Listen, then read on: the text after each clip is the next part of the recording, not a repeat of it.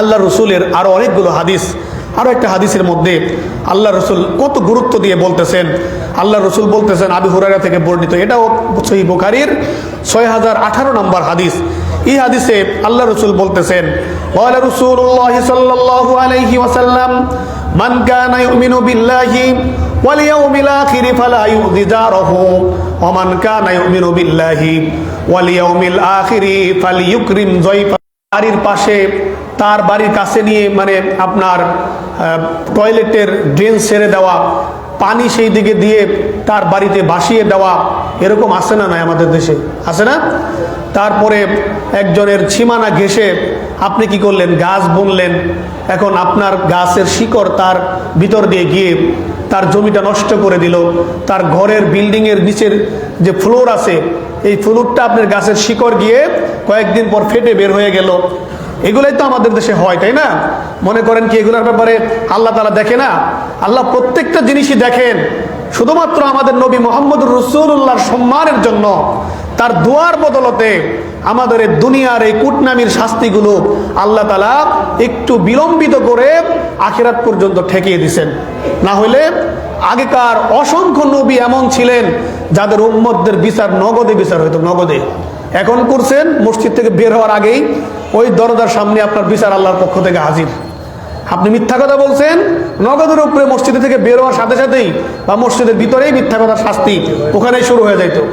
তো এইটা শুধুমাত্র মুহাম্মদ সাল্লাল্লাহু আলাইহি সাল্লামের সম্মানের কারণে আমাদের এই উম্মতে মুহাম্মদীর জন্য সব ধরনের অন্যায় অপকর্মের শাস্তিটা আল্লাহ তাআলা আখিরাত পর্যন্ত তাখির করেছেন, যাতে করে কি করতে পারে? এই সময়ের ভিতরে যদি কেউ আল্লাহর কাছে মাপ মুক্তি নিয়ে আল্লাহর দরবারে হাজির হইতে পারে, তাহলে আল্লাহ মাফ করে দিবেন। সুবহানাল্লাহ বলেন না একবার। এটা শুধুমাত্র মুহাম্মদ সাল্লাল্লাহু আলাইহি সাল্লামের খাতিরে, তার উসিলায় আল্লাহ তাআলা আমাদের জন্য এই সুযোগটুকু করে দিয়েছেন। তো এই জন্য আল্লাহর রসুল বলতেছি কি, যে কোনো অবস্থাতেই তোমরা, যে ব্যক্তি আল্লাহ এবং কিয়ামতের দিবসকে বিশ্বাস করে, যে আল্লাহ এক এবং কিয়ামত সংঘটিত হবে, এই বিশ্বাস যার অন্তরের মধ্যে আছে, সে যাতে ফালা ইউজি জারাহু, কোনো অবস্থাতেই তার প্রতিবেশীকে কি না করে? কষ্ট না দেয়। প্রতিবেশী কিন্তু শুধু বাড়িতে না, আমি তো কিন্তু শুরুতেই বলছি সেটা। আপনার গাড়িতে যখন বসছেন, আপনার পাশের সিট, আপনার গাড়ির সবগুলো যাত্রী কিন্তু আপনার প্রতিবেশী। তাদের সঙ্গেও কিন্তু খারাপ আচরণ করা যাবে না। আপনি দোকান করেন, আপনার পার্শ্ববর্তী দোকান, এমন সিস্টেম দাঁড় করাইলেন যে আপনি আপনার মানে দোকানের জিনিসপত্র এমনভাবে বিক্রি করবেন যাতে করে আপনার উদ্দেশ্য হচ্ছে আপনার পাশের দোকানকে মাইর খাওয়ানো, পাশের দোকানকে লসের মধ্যে ফালিয়ে দেওয়া। এই যে কুটনামিগুলো, এই যে আমাদের অন্তরের মধ্যে যে রোগগুলো, আমাদের কলবের মধ্যে যে রোগ, এই সমস্ত রোগের থেকে আমাদের যে আচরণগুলো বের হয়, যা মানুষের জন্য ক্ষতিকর, কষ্টদায়ক, এর প্রত্যেকটাই আমাদের আশেপাশের প্রতিবেশীর সঙ্গে যে করা যাবে না, এর কোনোটাই, এই কথাটাই এই হাদিসের মধ্যে বলছেন। দেখেন, এই হাদিসের আরো একটু অংশ আমি আপনাদের সামনে তেলাওয়াত করেছি। সেটা এই জন্য যে ইসলামের নির্দেশনাগুলো, হাদিসের নির্দেশনাগুলো কতটা সামাজিক। দেখেন, আল্লাহ রসুল এই বক্তব্যের পরে বলতেছেন, আমি তোমাদের জন্য আরো একটা নসিহা করি। আরেকটা নসিহা কি?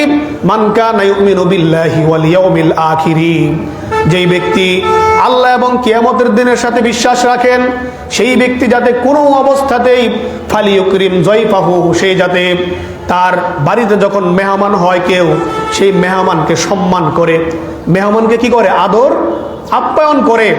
আমাদের পার্শ্ববর্তী দেশের মতো বলে না যে দাদা খেয়ে আসছেন নাকি, যেয়ে খাবেন। এটা কি কোনো ভদ্রতা বলেন? ওই দেশে অধিকাংশ মানুষ এই কোরআনের জ্ঞান থেকে দূরে থাকার কারণে ওই দেশে এই সংস্কৃতি চালু হয়েছে। সৌদি আরবে যাইবেন, সেইখানের মেহমানদারির অবস্থা আমাদের দেশের থেকে আরো অনেক ঊর্ধ্বে।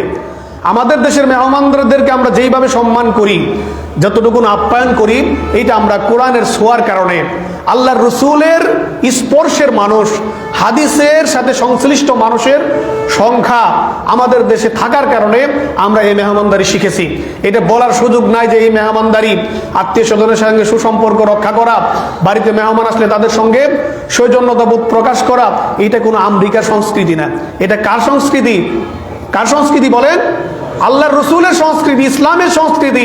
এগুলো আমাদেরকে ইসলাম শিখিয়েছে। এই জন্য যত আরবের দিকে যাইবেন, তত মেহমানদারির অবস্থাটা বেশি ভালো পাইবেন, মেহমানদারিতার ভিতরে বেশি আন্তরিকতা পাইবেন। আমাদের দেশে তো আমরা মেহমানদারি একজনকে দিলে চা আর কি দেই, চানাচুর দেই, বিস্কিট দেই, তাও যদি সবটুক খেয়া ফেলায়, মানে বিস্কিট যদি সব খেয়ে নেয়, তখন আমরা আবার পরে সমালোচনা করি, কিছুই রাখে নাই, সব খেয়ে ফেলাইছে। আর সৌদি আরবে, মিডল ইস্টের রাষ্ট্রে যাইবেন, সেখানে যদি কোনো কিছু রাইখা দেন, তখন মনে করবো মনে হয় আমার বাড়িতে এসে খুশি হয় নাই, মনে হয় রাগ করছে। তখন বলবে যে কি অবস্থা, তুমি সব খাইলা না কেন? তখন বুঝায় বলতে হবে যে আসলে আমি পারতেছি না। তো তার মানে কি, তাদের মেহমানদারির আন্তরিকতাটা কত, লৌকিকতা না সেখানে। এটা তারা কোথায় থেকে শিখছে বলেন? কোথা থেকে শিখছে? মুহাম্মদুর রাসূলুল্লাহর কাছ থেকে শিখছে। সুবহানাল্লাহ বলেন না একবার। এই জন্য